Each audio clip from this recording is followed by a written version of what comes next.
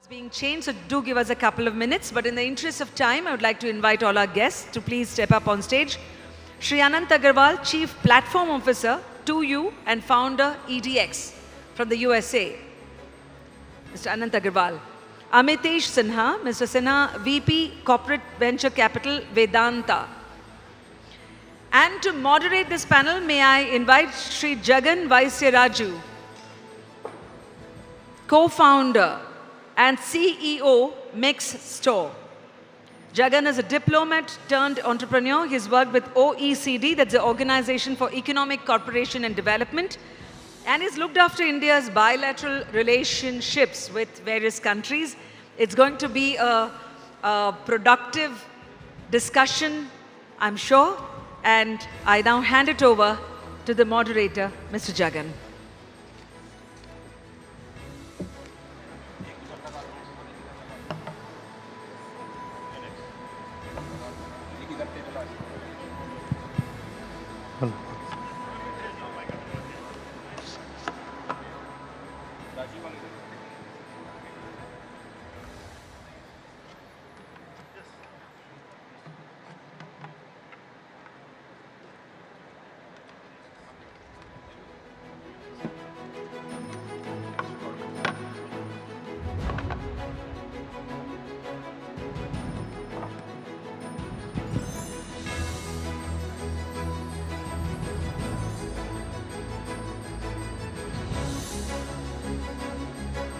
Good morning, everyone. Warm welcome to the G20 DIS Summit, and it is my pleasure to moderate this panel. So let me introduce the panel, and I would like it to make it super interactive. So in between, if you have any questions to ask, you can just give it to the people here so that we will be able to take these questions for the last 5 minutes. So I'm here, and in my left, I do have Gaurav Gupta, who is the GM for Global Enterprise and Technology Director for Unilever. To my right, I do have Deepak Gupta, who is the Senior Managing Director for TIA. And to further right, I do have Amitesh Sinha from Vedanta. And further right, I do have Anant Agarwal, CEO, edX USA. And to the last, to Rajiv Gupta, President, PB Fintech. So I would like to I would leave to the panel to introduce individually for them at least for 1 minute so that they can really brief them. Okay, to Rajiv, to you on the right.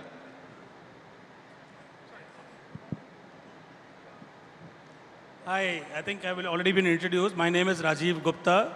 I represent a company called PB Fintech Limited that runs 2 large subsidiaries, Policy Bazaar and Paisa Bazaar. We also have many other small subsidiaries, but I'll cut it short.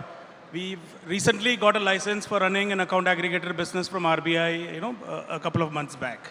Thank you. Good morning. Good morning. My name is Anant Agarwal. I was the founder of edX, and many of you have likely taken courses on edX. edX is an online learning platform where we partner with some of the world's top universities like MIT and Harvard and Oxford and Cambridge and IIM Bangalore and IIT Bombay and companies like Google and Meta and Amazon, where we offer courses from them to our learners all over the world. Today we have 76 million learners from every single country in the world, and over 5 million learners from India alone. Learners come to our platform to upskill and reskill, learn about AI or machine learning or law, and when they complete a course, they get a certificate from the university like Harvard or MIT or other places. So in this panel, we'll, I guess, get a chance to talk about how we built edX into this major giant. Hello, everyone. I'm Amitesh Sinha. I am representing Vedanta. I lead the Vedanta Spark program.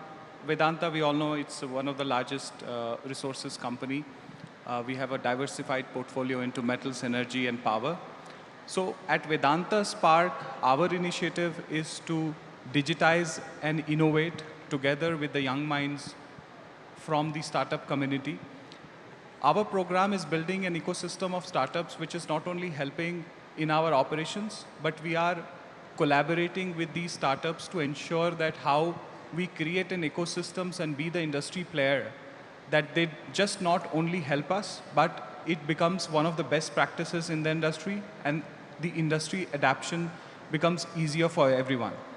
So Vedanta is operated very traditionally from past 40-45 years, but this is an initiative which was led by our chairman, Anil Agarwal, which focuses on identifying the right use cases where the startups can help and support us.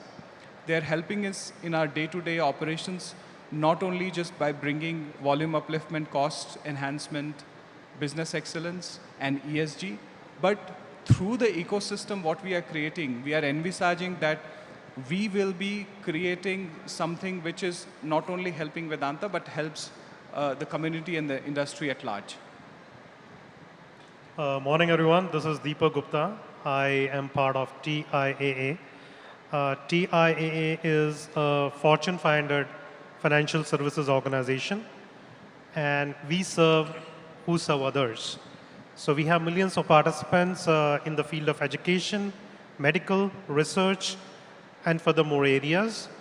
TI has a vision of providing lifetime income for all with the investments that build a better world.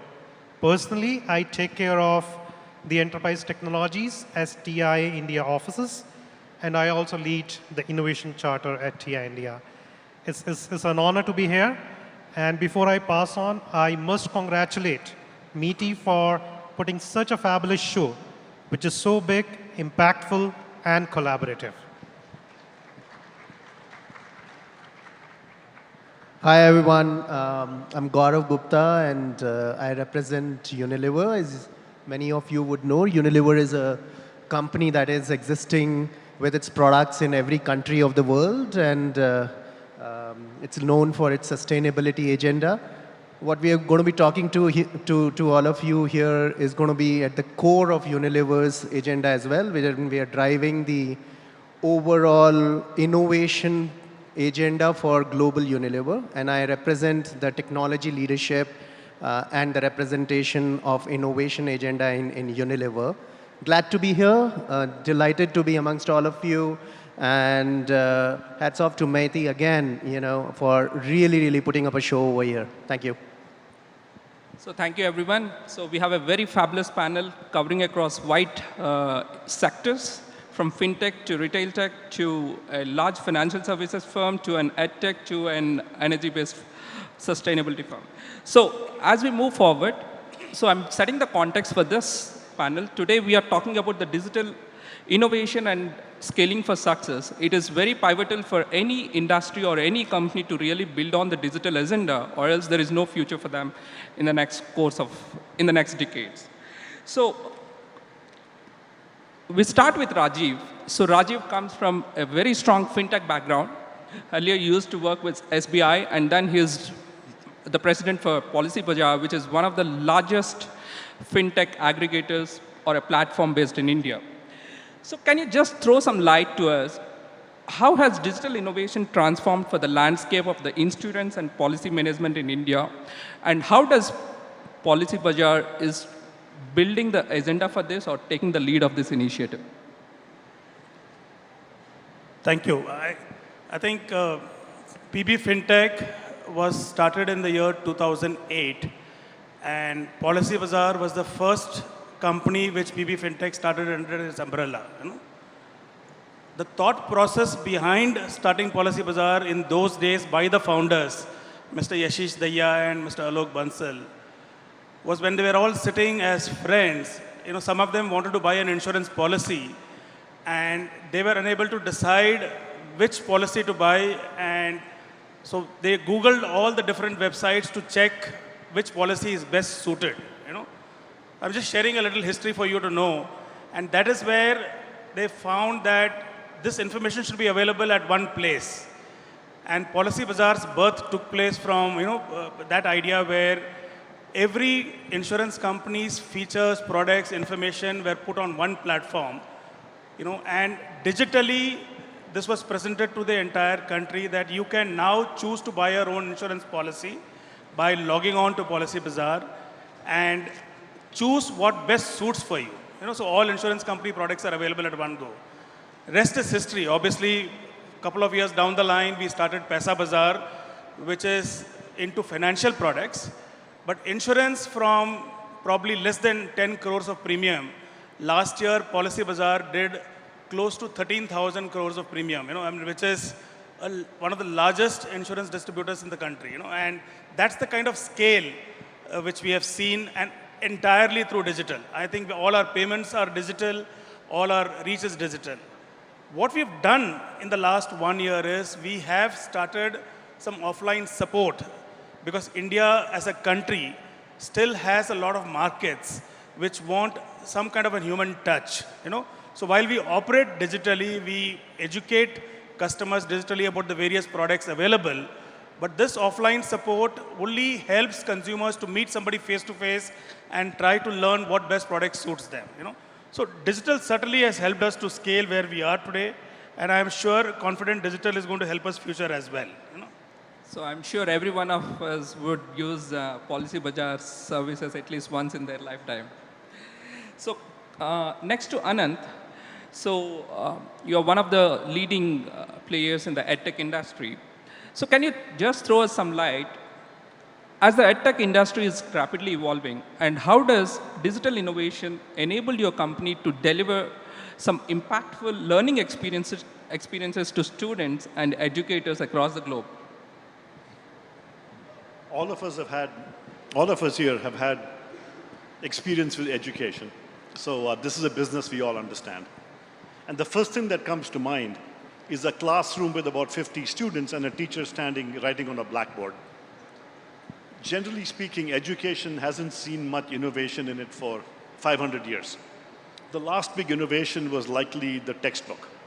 And so we haven't scaled, hasn't been much improvement. But over the past few years, players like edX invented the concept of MOOCs, massive open online courses, which are free courses that learners from anywhere can take and get certification from top institutions as well, and upskill and reskill, put that on your resume, LinkedIn profile, and go get a job. The key difference between the classroom model versus the online model is digital technology. So digital technology has helped any industry it has touched by reducing the cost, rapid scale, and huge democratization of access. Similarly, digital technology, digital innovation has helped us scale to very large numbers of students. So I'm a professor at MIT, and I teach a electronic circuits class on edX. Given that this is run by the Ministry of Electronics, I think it's very appropriate to talk about it. So I teach electronics at MIT, and my class at MIT has 100 students. But online, my first class on edX taught 155,000 students from 163 countries. And that came because of digital technology. And what are these digital technologies? 4 major technologies came together that enabled us to do this. One is cloud computing. Second is video distribution at scale. Third is social networks. And fourth is mobile computing. So these 4 technologies came together and enabled us to offer education by distributing videos. Cloud computing enabled us to offer graded assessments where you turn in an assignment, it can get graded completely individualized, even though there are 1 million students taking a single course. So cloud computing enabled us to scale in a massive way. So these are just some examples of how we used digital innovation to increase access and to build scale. Thank you. So next off to Amitesh. Okay. So Amitesh comes from Vedanta. So he leads the corporate venture capital for Vedanta. So nowadays, most of the companies, even the large multinational firms, they are venturing themselves towards the startups and looking after investing in talent and as well as startup ecosystem. So as you guys do a lot of work in the digital innovation at Vedanta, could you please enlighten us a project or an initiative where Vedanta embraced digital transformation and to achieve scaling for further success?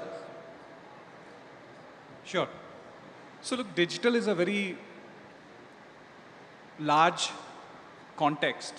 So bringing it to a level where how we have used the innovation and the digital tech in our day-to-day operations, and Vedanta is a very complex operations in many different ways when it comes to whether it is extracting the ore from the ground or smelting it, bringing it from ore to metal. There's a lot of processes which are involved, and these processes are set and goes long back to 1960s. Some of our units are dating back to them, which was acquired through our, the acquisition process. So all these smelters and the other processes, the equipments are the same. Now what we are trying to do and what we have worked is slapping this new age technology with these old equipments. Now there are several offerings out there in the market, but what has really worked, if some startups comes and tells me that the flame of the blast furnace can be viewed, and there are people who are doing this for more than 20 years, and with the flame, they are able to tell how the blending, etc. for the blast furnace should work. Now we adapted a computer vision offered by a startup.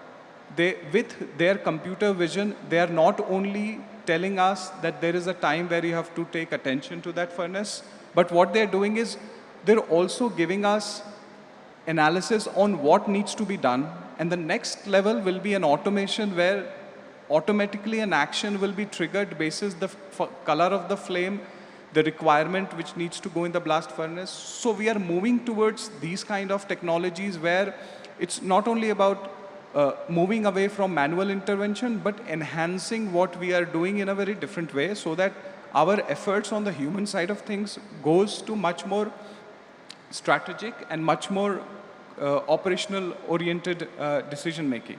Now this was just one example of the blast furnace, but there are several initiatives what we are doing, and I'll touch upon few of the things which has been working really well. The number one has been the computer vision in various processes. One example was furnace. Then the other one is the industrial AI. The sensorization happened during the 2010s and 2015s when there's a lot of sensors which were being pushed to the industries. But now what is happening is not much was happening with these sensors and the data which was collected. Sometimes is often looked at we are collecting a lot of data, but what action are we taking? Now with this industrial AI and manufacturing analytics, these data are converted into decision-making capabilities which the leaders and the operational people are using it. And all of these done at a very, very nominal cost, because that's how the startup operate. They tend to innovate and they tend to build something which is very economical and is usable by large. And that's how successful startups become successful. So that has worked really well, industrial AI, computer vision. Another one is connected workforce. There are several operations within our industry that people have to operate in a very difficult environments. So connected workforce helps them to reduce their turnaround time and cycle times, which has helped us in the production and the productivity. And the fourth element, we are largely focus on ESG and sustainability. We are working towards our net zero plan. We are working towards our water zero plan.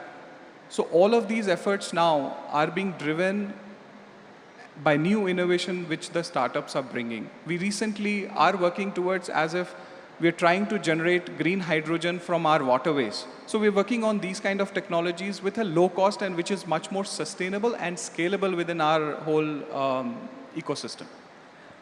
Okay, thanks Amitesh. So next off to Deepak. So Deepak comes from TIAA. So many of us are not much aware of the retirement solutions back in India because it is still evolving, the industry is evolving. So, Deepak, could you please let us know, you guys have a very good legacy in building the retirement solutions in Western countries. How has digital innovation enabled you to enhance and scale your services and build on new products for the betterment of the good? Sure. So, see, the vision which I talked about earlier for our company TIAA, it's very evident that we can't do the scale of operation the services to millions of customers without leveraging digital innovation. So yes, we are using it fully. If I talk of last decade or so, the requirements were really about omni-channel consistent experience. So if you are doing a transaction on web and then you want to go to mobile, it should be seamless. Accessibility, availability of the platforms with so much of scale, digital security, because people are very concerned, about the safety of their money. And we have invested a lot in all these things. But we also touched upon some of the very, very niche tech areas. For example, we have used digital twins along with the graph databases to make sure that we are able to automate some of the very, very complex processes of onboarding new clients in specific areas in the retirement domain. But if I talk here and now, my view is that the requirements and the needs of the customer base is changing very drastically. We are at an inflection point where the things are changing so fast in this ecosystem. And that's where we are running a big transformation initiative in TIA under the leadership of our global leader, Shastri Durvasula. And I will just take a couple of examples very quickly, to give a feel of what we are doing. So TIA recently developed a prototype, generative AI prototype, which we call Mr. Carnegie. And it has ability of taking complex inquiries on complex subjects, let's say Secure 2 Act, which has been passed in US, and give particularity in terms of specific retirement pursuits. So that's one. If I talk about data and AI, if you really see some of the published reports, you would know that only around 20% of the organizations around Fortune 1000 are able to create a data-driven business culture. But we are extremely committed to that. We are embedding data and AI, not only into our decisions, but our processes, interactions, but in a very, very responsible way. Because one of the mistakes which organizations can do is adopting these digital innovations not in a responsible way. So that's we are very cognizant about. And we are, as we speak, we are creating a very sophisticated AI/ML environment which will help us give insights for our products refinement so that our participants can get the best experiences. And last but not least, one of the big challenge for the retirees today, especially when they are old, and retirees are old, is the safety of their money. And that is because the variety of cyber threat actors around us. And what we are doing right now in our company is, again, with our global CISO, Upendra, we are working on an initiative called Hagrid. Hagrid is really about hyper-automated governance and risk identification. And what it is doing is doing cyber quantified analytics to give us real-time analytics, giving information in terms of what the cyber exposure levels are, and also the remedial actions. In fact, we got the CSO 50 award for this initiative this year. So a lot of stuff, but I mean, we are at center of all this. Yeah, thank you. So, Gaurav. So Gaurav leads the enterprise. Gaurav is the GM for the enterprise and technology for Unilever. So I'm sure every one of us would definitely use at least a product in our daily life of Unilever. So could you please enlighten us how digital innovation is allowing you to scale your operations and enhance the customer engagement, because it is more into the commerce tech. So could you please let us know? Sure. So I think couple of points. First of all, some great examples from the co-panelists, right? And by now we already have a view around, the fact that digital innovation is such a mother word. Effectively, innovation and then digital innovation are becoming synonyms now, right? And effectively, every business unit, every business function is digital. What is not digital today is hard to put a finger on, right? So we no longer live in a world where we work on analog processes. So what remains to be seen is how the organizations are going to develop on the backbone of digital innovation to a level where they can actually move from scale, speed, optimization to a cost advantage, to a competitive advantage. And I think that's where the battle will be won or lost. That's where the minds are today operating on. So now coming to your question around Unilever as a whole and how does it help it scale and operate in the customer engagement world. Obviously, we interact with 2 billion customers every day. Every day, 1/3 of the earth and the manpower on earth interacts with some product of Unilever.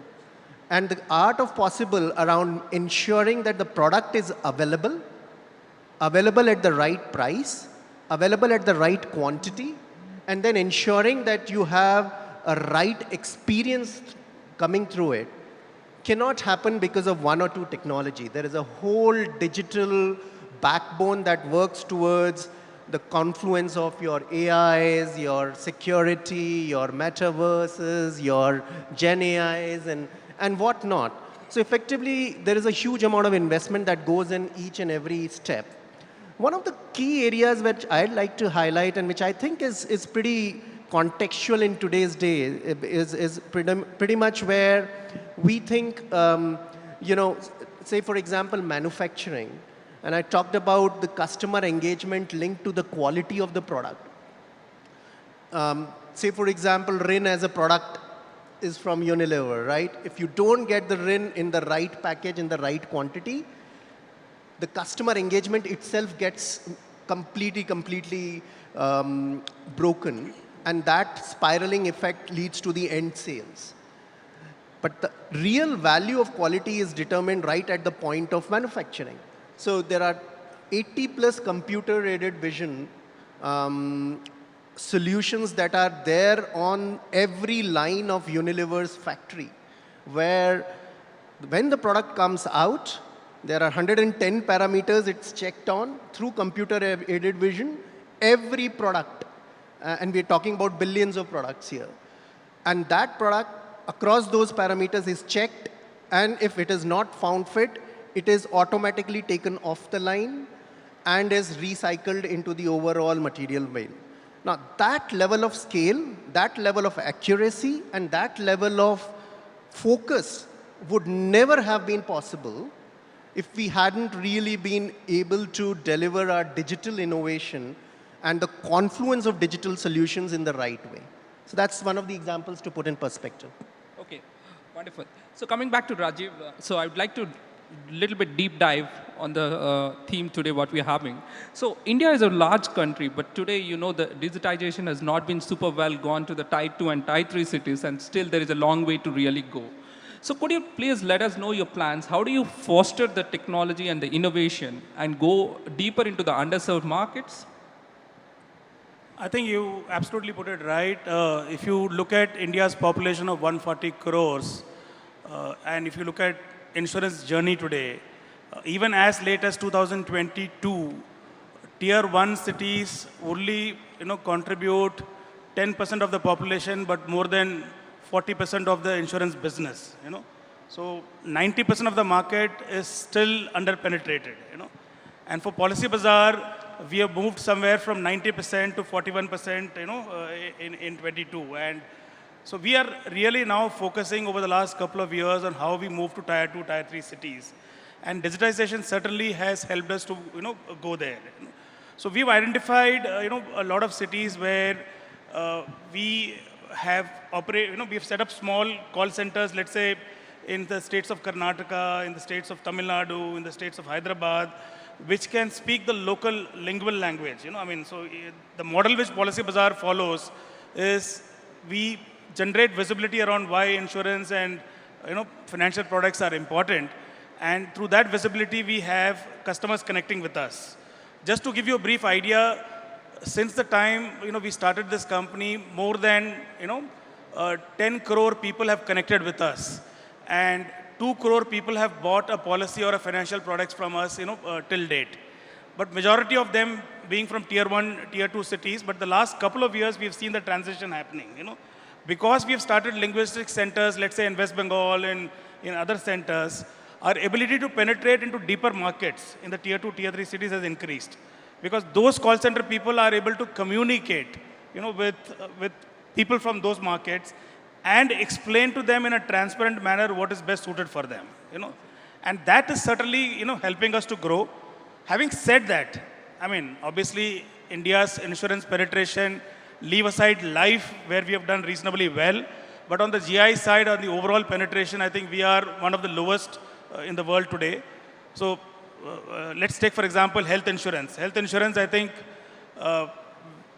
probably 65% of the healthcare expenditure still comes from the out-of-pocket expenses. And that's one big scope as far as we see in the tier 2, tier 3 cities. Second is obviously protection plans. I think that's another scope which we see India, doing extremely well. So in my opinion, the scope is much bigger. There is a lot to be done by the existing players like Policybazaar and the insurance companies which are prevalent.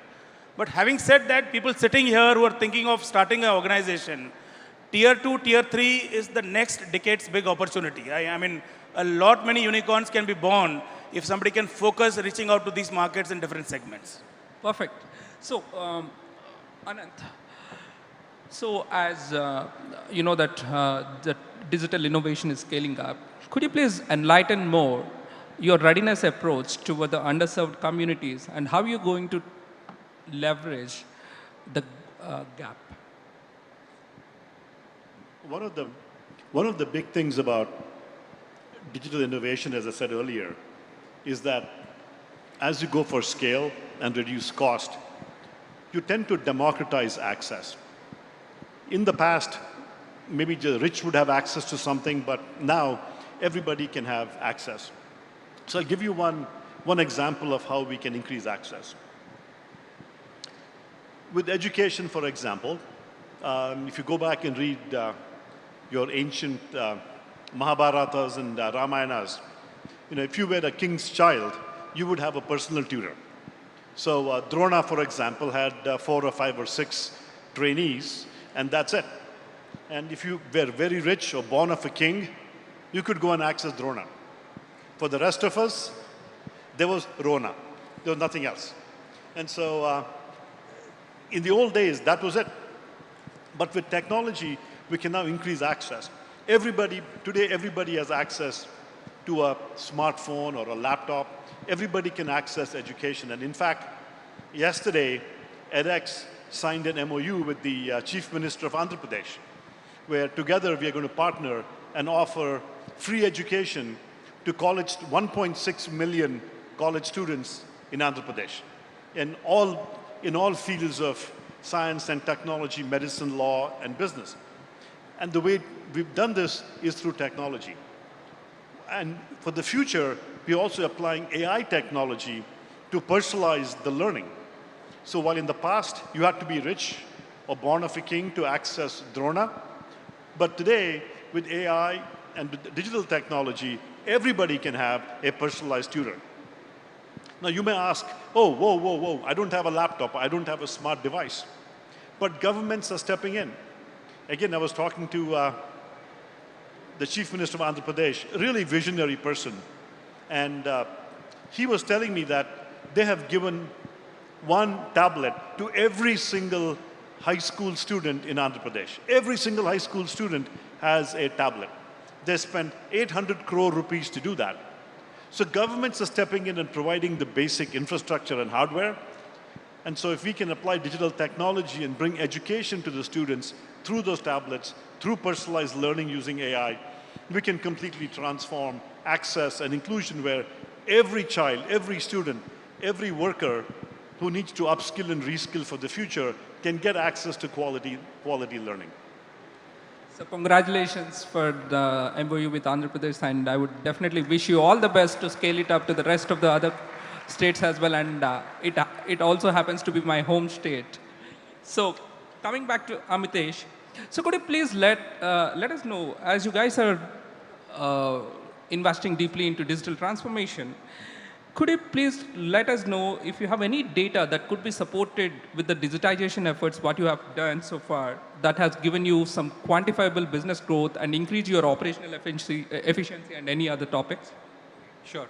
So before I go there, there's one topic which I think is very relevant, is how Vedanta has adapted this whole digital and the innovative mindset.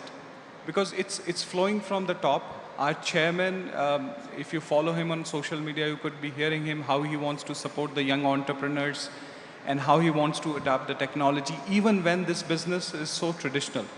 So adapting a digital technology for us is something which has to embed into our equipments which already have been into the place. To do that, I think the first step what we have done, and it has come, it's kind of a tone from the top, is to first change the mindset of the people who are the process owners and who are actually doing these processes. Mindset and culture has been very important aspect when it comes to digital adaptation and the innovation.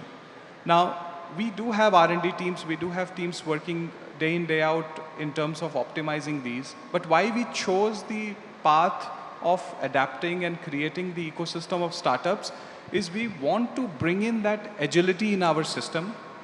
We want to bring in that mindset and the culture. Now, as of today, we have worked with close to 80 plus startups, have done more than 120 projects across 7 business units. We have spent more than $4 million just with these startups, making sure that they are very well paid in terms of whatever business they are providing to us. We have achieved upwards of 3x returns with these kind of investments from these, the projects what the startups have done. So quoting this is something which we are trying to say, we are just touching the surface because our operations are so huge. We have just getting started adapting these digital and the innovative tech by the startup. So we're just touching the surface. And where we want to get, if you want me a specific example, like for aluminum business, power is a huge cost. 90% of our cost for aluminum production is power. Now, there are so many startups which are into manufacturing analytics through the coal blending process or the computer vision or creating digital twins of a blast furnace and see how different aspects, flushing in hydrogen, how those kind of things react. I think we are trying to, even if we are able to achieve 0.5 to 1% on the optimization of the power side, it is huge. So we're just getting started. I think the adaptation is there because the leaders have that mindset, and now people, when they're working with that startups, they are getting that mindset and the agility. So for us, our innovative of working with the startups is working. And I think we will work towards this, making sure that now we are 80 startups, we make sure that we work with as many as we can and implement projects across all the business units and the processes. So thank you.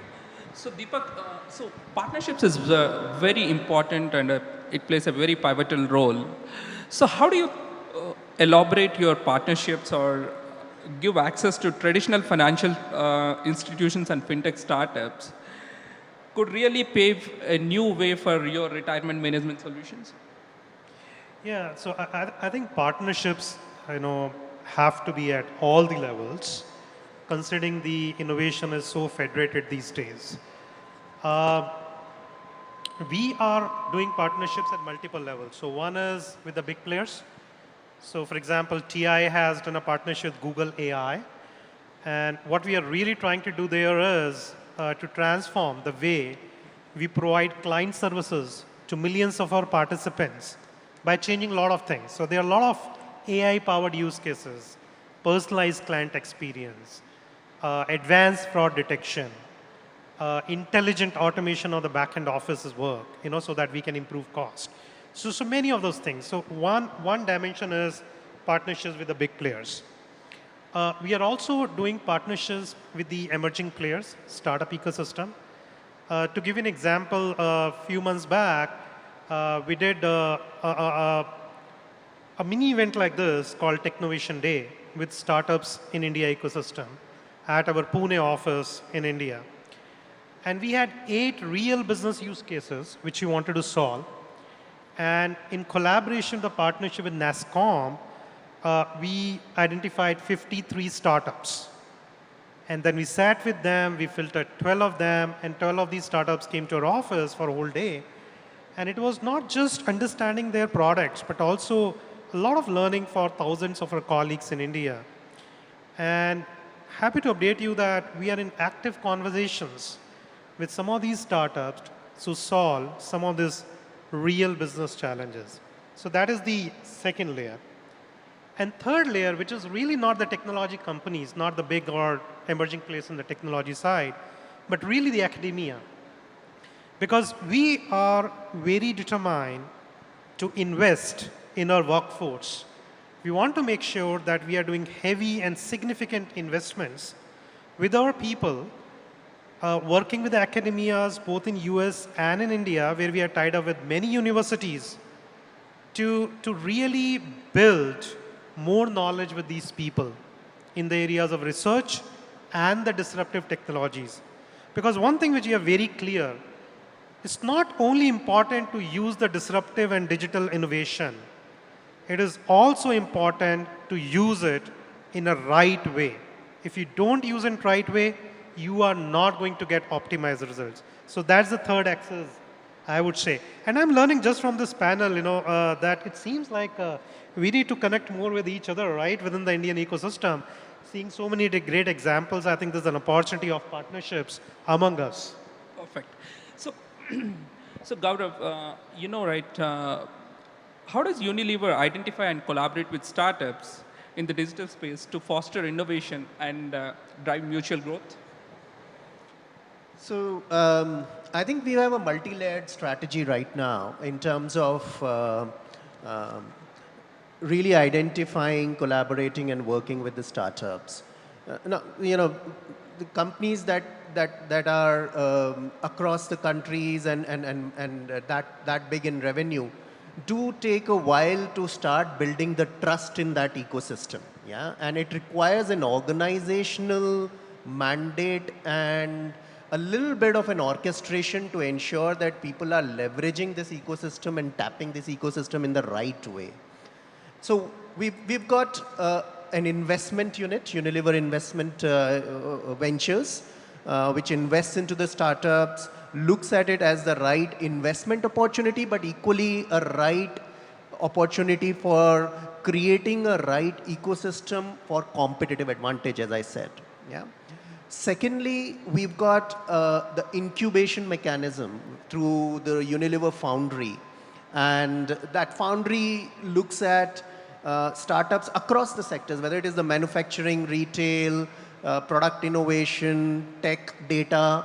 They incubate those startups and ensure that they come up to the level of expectations in terms of the quality standard that Unilever requires.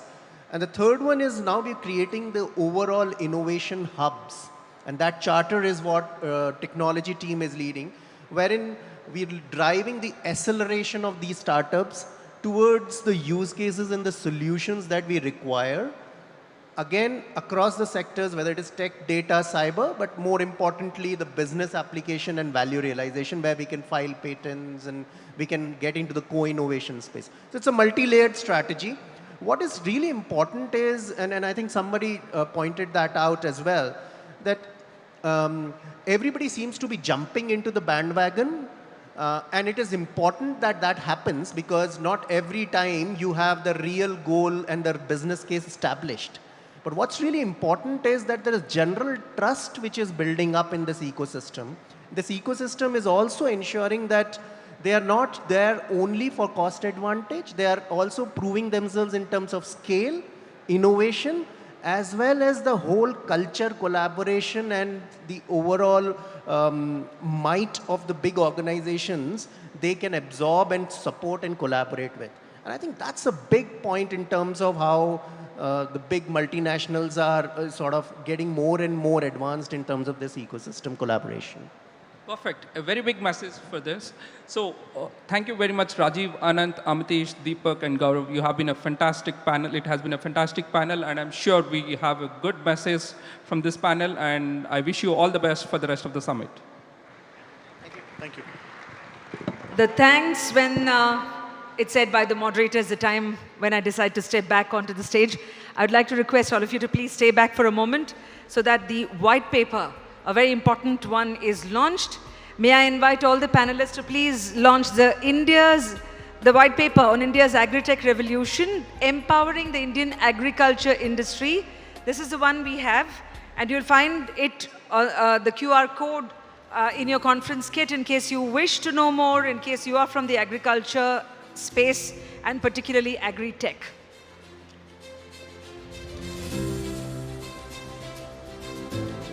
Thank you so much. Thank you for the panel as well. And I'd like to invite Sri Jagan Vaisiraju to please felicitate all the panelists with a memento. First to Mr. Rajiv Gupta, President, PB Fintech Policy Bazaar.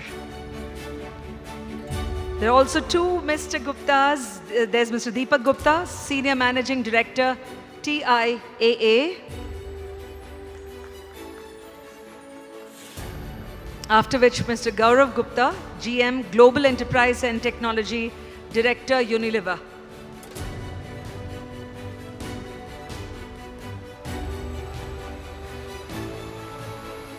To Mr. Anant Agarwal, Chief Platform Officer, 2U and founder, edX USA. Also to Mr. Amitesh Sinha, VP Corporate Venture Capital, Vedanta. Is Mr. Omkar Nath here? Or Mr. Suryakant, Program Director, Meti Startup Hub. That's Mr. Suryakant, who can give the memento to Sri Jagan Vaisiraju.